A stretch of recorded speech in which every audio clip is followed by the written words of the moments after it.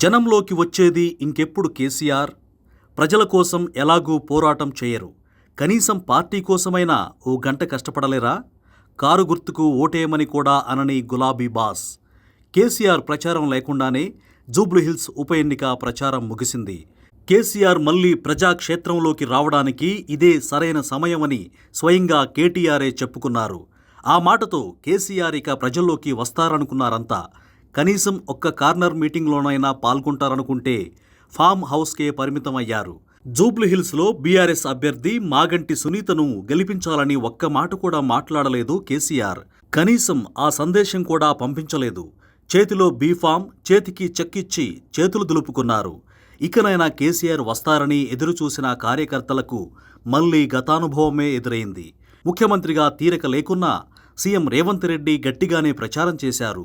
ఎంత ముఖ్యమంత్రి అయినా సరే ఓ పార్టీకి ప్రధాన నాయకుడు. రాజకీయం అంటే అలాగే చేయాలి కూడా.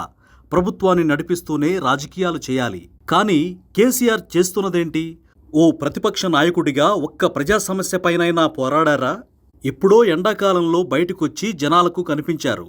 ఈ మధ్యలో వర్షాకాలం అయిపోయింది, చలికాలం వచ్చేసింది. ఎన్నో రాజకీయ పరిణామాలు జరిగాయి కూడా. అయినా సరే అడుగు బయట పెట్టాలనిపించడం లేదా? ప్రతిపక్ష నేత అనే హోదా తీసుకుంటే సరిపోతుందా? దానికి తగ్గట్టుగా పనిచేయాలనే ఇంగితం లేదా? ఇంకెన్నాళ్ళని ఫామ్ హౌస్లోనే కూర్చొని వినోదాలు చూస్తారు? రైతులు నానా ఇబ్బందులు పడుతున్నా చూడరు. పథకాలు అమలు కావడం లేదన్నా పట్టించుకోరు. పాలన అస్తవ్యస్తంగా మారినా ప్రతిపక్ష నేతగా స్పందించరు. చివరికి తొడగొట్టి కేసీఆర్ బయటకు రా అని సవాలు చేస్తున్నా ఒంటికి ఒకంతైనా చలనం రావడం లేదు. మరి ఇంకెందుకని ప్రతిపక్ష నేత పదవి?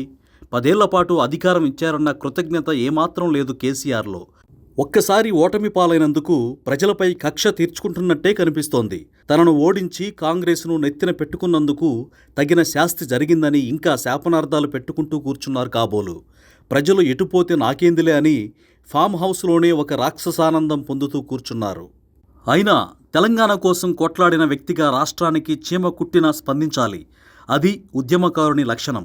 కానీ కేసీఆర్ తాను ఉద్యమ నాయకుడినని మర్చిపోయినట్టున్నారు.